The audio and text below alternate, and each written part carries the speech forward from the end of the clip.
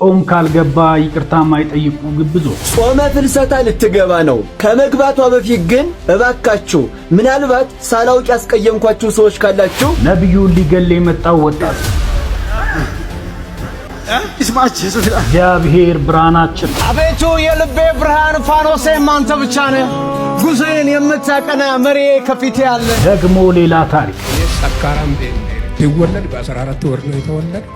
ሲያድግ ጦንቃይ ቤት ነው ያደገው። የኦርቶዶክስ ስጋት። ኦሮሚያ ክልል ላይ ያለው ፕሮቴስታንት ከኦርቶዶክስ ይወጣል። አብዛኛው የወጡበት ዋነኛ ምክንያት ደግሞ በምን ነው ታውቃላችሁ? ቃለ ሕይወት ያሰማል። የራስላሴን ስልክ መስረቅ የለመደ አለሌ ሚካኤል መኮንነ ቄራ። ገዢነትና አስተዳደር። ምንድነው ባል ምንድነው ጋይስ? ባል ምን እንደሆነ ብቻ ሳይሆን ዓለም እንዴት እንደምትተዳደር ነግሬሻለሁ እናቱ። የአጋንንት ትምህርት። ኢየሱስ ያድናል አይደለም? እሺ ጅላቱ ማለት ይገላል ሁሉ ማለት ነው። አይገልም ኢየሱስ። ተረት የፍልሰታ ጾም ከመግባቱ በፊት ይሄንን ታሪክ ልነግራችሁ ስለምፈልግ ነው። እናታችን እመቤታችን ቅድስት ድንግል ማርያም ከዛ አስከሬኗን ለማቃጠል ይቅርታ ማድረግ። አንድ ሰው በእድሜ ገፋ ያለ ሰው ነውና ወንድሜን ይገለዋል ማለት ነው። ጸጋና ሰላም ይብዛላችሁ። እንዴት ናችሁ? እግዚአብሔር ይመስገን በጣም ደህና ነኝ።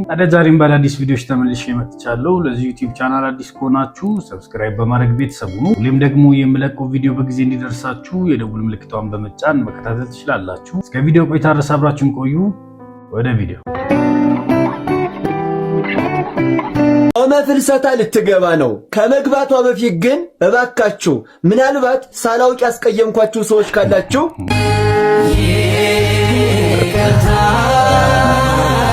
እኚህ ሰዎች ጾም ካልገባ ይቅር መባባል አይችሉም። ቂማቸውን እስከ ጾም ዕለት ይዞ ይጠብቃሉ። ለምን እንደሆነ ባላቅም ይቅር መባባሉ ቆንጆ ነው፣ ግን ድንጋይ መሸከሙ ለምን እንዳስፈለገ አይገባኝም። ከዛ በኋላ ደግሞ ጾም ጠብቆ ይቅር ማለቱም ደግሞ ለምን እንደሚያስፈልግ አይገባኝም። ክርስትና ሁሌም የምትኖሩት ኑሮ እንጂ ጾም ጠብቃችሁ የምትኖሩት ኑሮ አይደለም።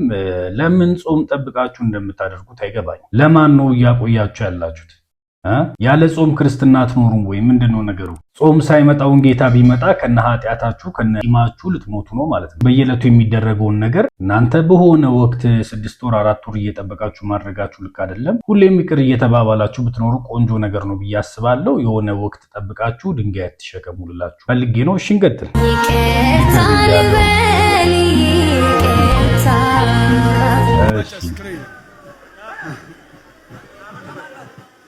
ቢላ ምንድነው? ቆይ ቀድሰት አመነጀሳ ኮቱነጀፍታሽ ኮቱነጀሳ እገድሏለሁ እያለ ነው።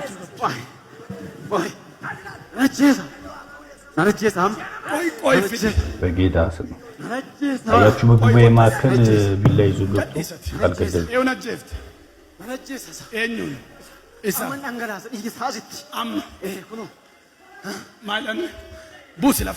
ቡስ መቃ ኢየሱስን ሲዴራ ተከባር ነኝ ነው ሲዴራ ኡምነዲጋ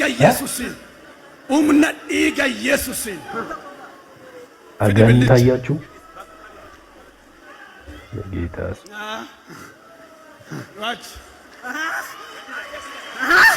እግዚአብሔር መንፈስ ይገርም ነው። ካሜራማን ዋች አስበዋል። አሁን እግዚአብሔር መንፈስ ባይኖር ተወጋግተህ ልትወጣ ነው። በጣም ገባር ነው። በሰላም ሀገር አምልኮ ሊገባ ነበር ማለት እኮ። አያችሁ፣ መንፈሳዊ ሰዎችን ከሌላኛው ፍጥረታዊ ሰው የሚለየው ይሄኛው ነገር ነው። በቃ አይኑ የበራ ስለሆነ በደንብ ያስተውላል። እዚህ ልክ አንድ ላይ አምልኮ ሊወጣ ይችላል፣ አንድ 10 ሰው ወጋግቶ። እዚህ ቤት ግን ጌታ ስላለ በቃ አይቻልም። አየህ፣ ጌታ ስሙ ይባላል።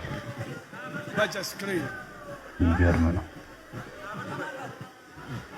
ቆይ ቀድሰት ናኑዳ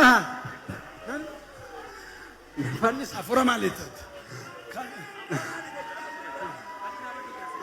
ጌታስ አፍራ ባዱማቲ ተመልከቱ። ብላከነ ማባል ይዳቺ ብላከነ ማሊፍ ይዳቺ ማሊፍ ይዳቺ እስማች ኢየሱስ አፍራ ባዱማ መናፎስ አታሚን ትጋል ጆብራተን ጉፍከ ሰጀምና ፈዱ በይወጡ ጀናን ማልማልታና ሰገሪት ተርጊኔ አስበ ኤውቱዋሜ ቢነስች ማና አከኑ ፈጀሱ የሚገርም ነው። ፉቴ መናባት አከሚት አፍሪን ዋጀሱ ዋፍ ሃዮ ቀባ ቶኮማን ቆይ ማን ባስ እንዴ ሰውየው ምንድነው? እቃ መደርደሪያ እኮ ነው የሚመስለው። ሌላም ቢላል ተመልከቱ፣ ከምብራው ተመልከቱ። ሁለተኛው ባስ እንዴ ኢብሳ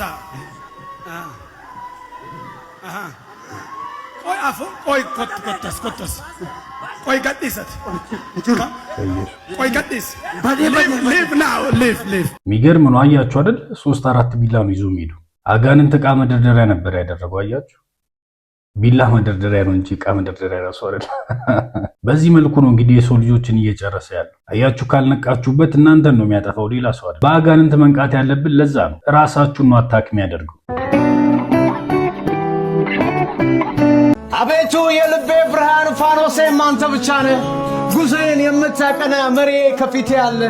አይኖቼም አንተ ላይ ናቸው፣ እግሮቼም በመንገድ ላይ ዘወትር በረታለሁ። ደክሜ መስቀልህን ሳይ ሲከብደኝ የተሸከምኩት ወደፊት መራመድ ሲያቅተኝ አባዬ ብዬ ስጣራ ካንተ ዘንድ ረድኤት አለኝ። ጩኸቴን ታደምጠዋለህ፣ አምላኬ ከኔ ጋር አለ። እርዳታ ደጄን ያንኳኳል፣ ሁልጊዜም አለው እያለ ፍቅር ይፈልገኛል። ከፍርድ ምሕረትህ ቀድሞ ከጥፋት ይጠብቀኛል።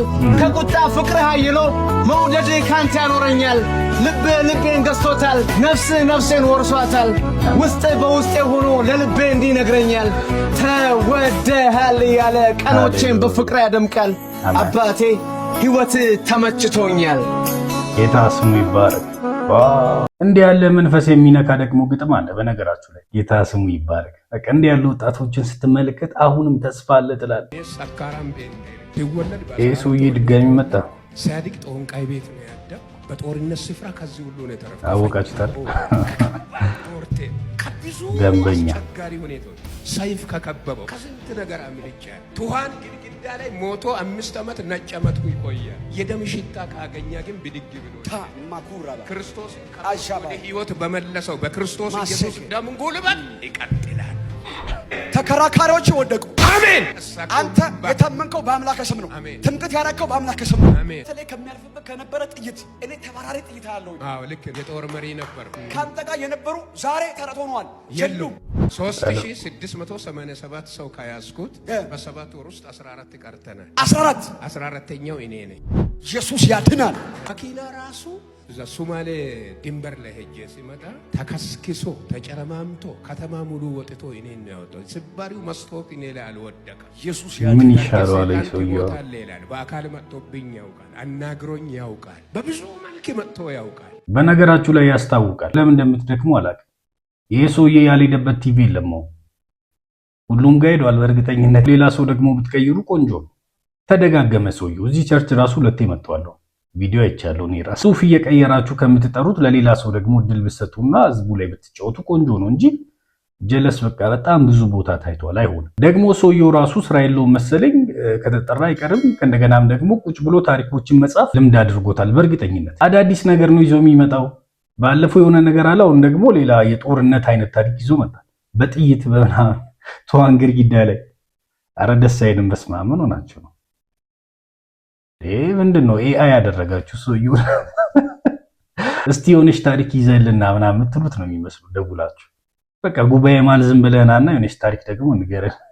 እኔ ተነብይባለሁ፣ አንተ ታሪኳን ትናገራለህ። እሺ ለማንኛውም ሌላ ሰው ደግሞ ቀይሩና ሞክሩን። ቀጥል። እመቤታችን ስለ አድኖ ቀን ስል ወተት እያፈሰሰ ነው ከስዕል አድኖ ማለት ነው።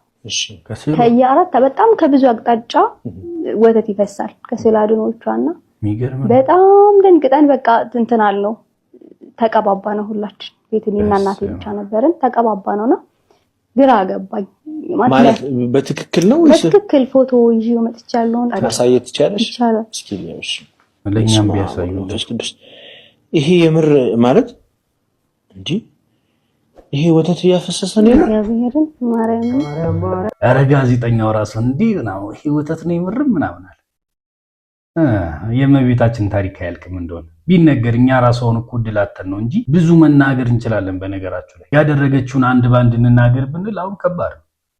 ወተት ኧረ በስመ አብ ታምራቷ አያልቅም። ታውቃለህ ወተት ማፍሰስ እኮ በጣም ቀላል ነገር ነው። ለሷው ከዛ በላይ እኮ ትችላለች። በጣም እኮ በጣም ነው የገረመኝ። መች ነው እናንተው የምትማሩት? በጣም እናንተ ደግሞ ከባድ ከስዕል ወተት ፈሰሰ ምናምን ትላለህ። ከአንድ ወረቀት የሆነ እርጥብ ነገር ከዛስ ወረቀቱ አልበሰበሰም ነው እንዴ? ደረቅ ወረቀትና አንድ እርጥብ የሆነ ነገር ማገናኘታችሁ ራሱ እናንተ ደግሞ ልዩ ፍጥረት ያስብላችኋል። በነገራችሁ ላይ እንዴት ያለ ተአምር ነው ያስብልም። እንዴት ያለ ተረት ነው፣ እንዴት ያለ ፍልስፍና ነው የሚያስብለው። አስባችሁታል? ከጀርባ ያለው ፎቶ ወተት አፍስሶ እጅ ይስቀዳ። እሺ እንቀጥል። ለማንኛውም ወተቱን ጠጡት እናንተ። ኦሮሚያ ክልል ላይ ያለው ፕሮቴስታንት ከኦርቶዶክስ ይወጣል። አብዛኛው የወጡበት ዋነኛ ምክንያት ደግሞ በምን እንደሆነ ታውቃላችሁ? በቋንቋ በቃ አይሰሙም። አማርኛውን በኦሮምኛ ነግሯቸዋል። ልክ መጽሐፍ ቅዱስ እቺን የምታክል ቁርጥ ያለ እቺን ሀፋፍ የምታክል ማለት እቺን የምታክል አዲስ ኪዳን ታተመ ይዘጋጃል። በነፃ ነው ለዛውም አባ ይሰጣቸዋል ያነባሉ። ኧረ ይሄ እኮ ጣዖት አምልኮ ኦርቶዶክስ ይላሉ። ኦርቶዶክስ ማለት እኮ የአማራ ሃይማኖት ነው ይባላል። በነገራችሁ ላይ እውነታውን ብትቀበሉት ይሻላል። በቋንቋ እጥረት ነው ሰው እየወጣ ያለው ከምትሉ እውነት ገብቶት ነው ብትሉ ቆንጆ ነው። ማመን ችግር የለው። ኦሮሚያ ክልል ብቻ አይደለም ከደቡብም ከአማራ ክልልም እየወጣ ያለው ኦርቶዶክስ ነው። በነገራችሁ ላይ ለምን ካላችሁ እውነት ገብቶት ነው እንጂ በቋንቋ ችግር አይደለም። እሺ እንቀጥል። ኦርቶዶክስ የአማራ ሃይማኖት ነው።